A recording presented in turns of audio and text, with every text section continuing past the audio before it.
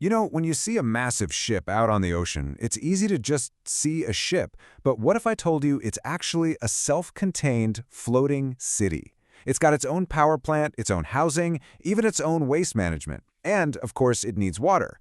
But here's the kicker. Unlike a city on land, you can't just plug it into the grid. It has to create its very own lifeline, from scratch, right there in the middle of nowhere. So, that's the big question, right?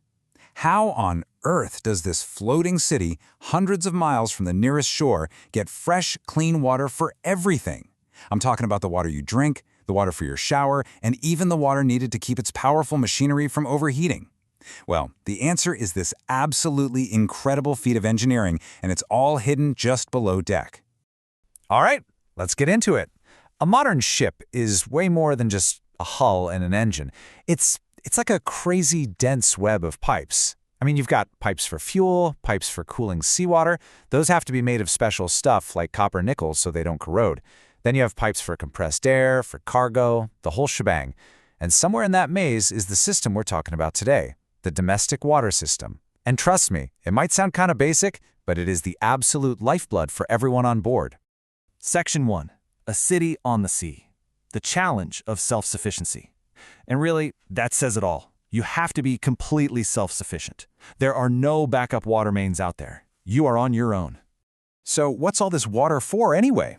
Well, you've got the obvious stuff, right? Drinking, cooking, showers, all the things the crew needs to live. But it's actually much more than that. This very same fresh water is absolutely critical for some of the machinery. Things like oil separators. They need fresh water to work properly and keep the engine humming along. So yeah, this one system is doing multiple incredibly important jobs.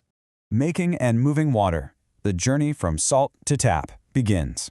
Okay, so the mission is clear. We need fresh water and we're surrounded by salt water. How do we do it? Well, this is where the real magic happens. Let's follow a single drop of water on its incredible journey, all the way from the ocean to a drinking glass. Okay, meet the star of the show, the freshwater generator. You might also hear it called an evaporator or a distiller. This thing is basically a magician. It takes salty, totally undrinkable seawater and turns it into pure, fresh H2O. A lot of them are super clever. They use waste heat from the main engine to boil seawater in a vacuum.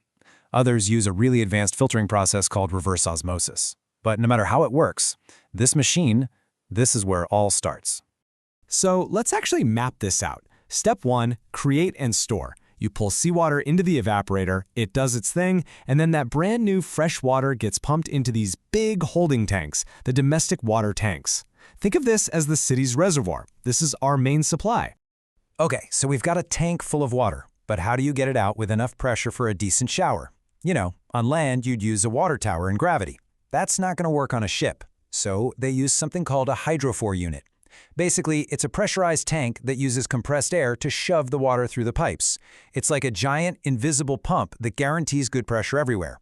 And get this, because this system absolutely cannot fail, they are always installed in pairs. That redundancy is a non-negotiable part of the design.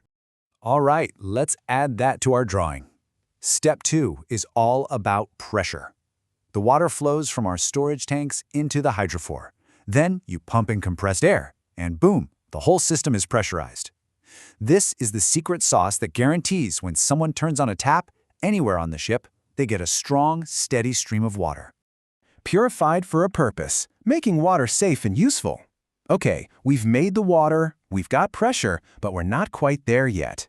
You can't drink it just yet. We've got to make it perfectly safe.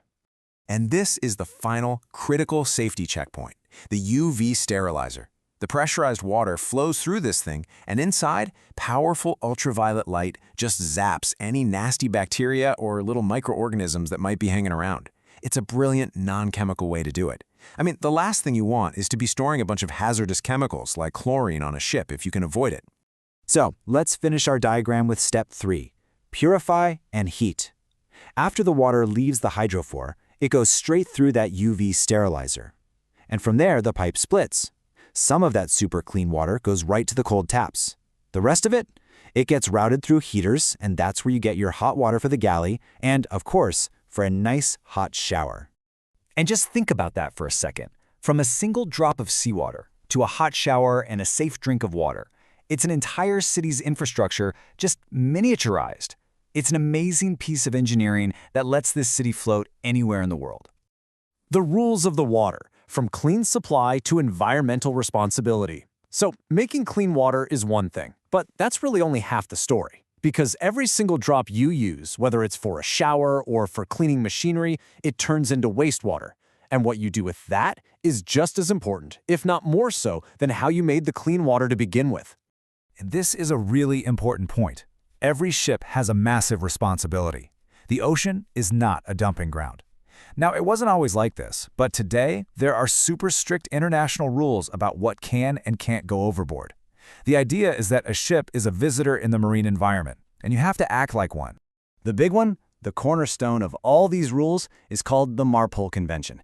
It's this huge international agreement that completely changed the game.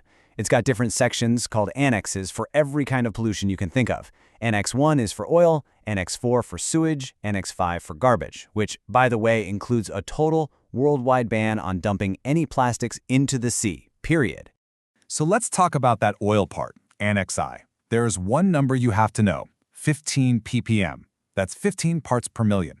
It means any water that comes out of the machinery spaces, which could have a little oil in it, has to be treated so thoroughly that the oil content is less than 15 parts per million.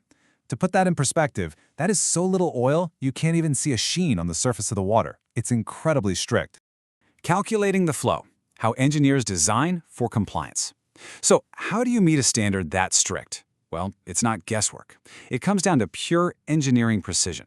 The pipes, the pumps, the separators, every single component has to be designed and sized perfectly to make sure you always stay under that 15 ppm limit. Now, to really get a feel for the kind of engineering we're talking about, we're going to look at a related system, the bilge system. This is the system that handles that oily water from the machinery spaces. It's separate from our drinking water, for sure, but the design principles, the math, it's exactly the same, and it's a perfect example of how engineers guarantee the ship protects the ocean. And check this out, it boils down to a really cool three-step process. First, you just measure the ship, its length, its breadth or width, and its depth. Simple enough. Second, you plug those three numbers into a special formula. It's a rule set by what are called classification societies. And third, the formula spits out a number, and that number is the precise required internal diameter for the main bilge pipe. It's just a beautiful, direct link between the size of the ship and the math needed to keep it safe and compliant. The ship's hidden lifelines, balancing human needs and ocean health. So let's pull back for the big picture. What we've really been looking at is way more than just a bunch of pipes and pumps, isn't it? It's a true lifeline, one that has to perfectly balance the needs of the crew with the health of the ocean itself. And here it is, our finished drawing that shows the whole journey. We start with seawater going into the evaporator. Then the fresh water goes into storage tanks. It gets pressurized by the hydrophore, and finally it's purified by the UV sterilizer before it splits off to the hot and cold taps. A really complex system, but when you break it down, it makes perfect sense. But it's so important to remember, our drawing was a simplification. This is what it actually looks like. It's an insanely complex web.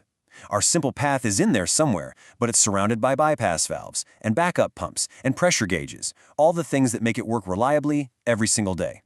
It just goes to show you the level of expertise it takes to deliver one simple, safe glass of water.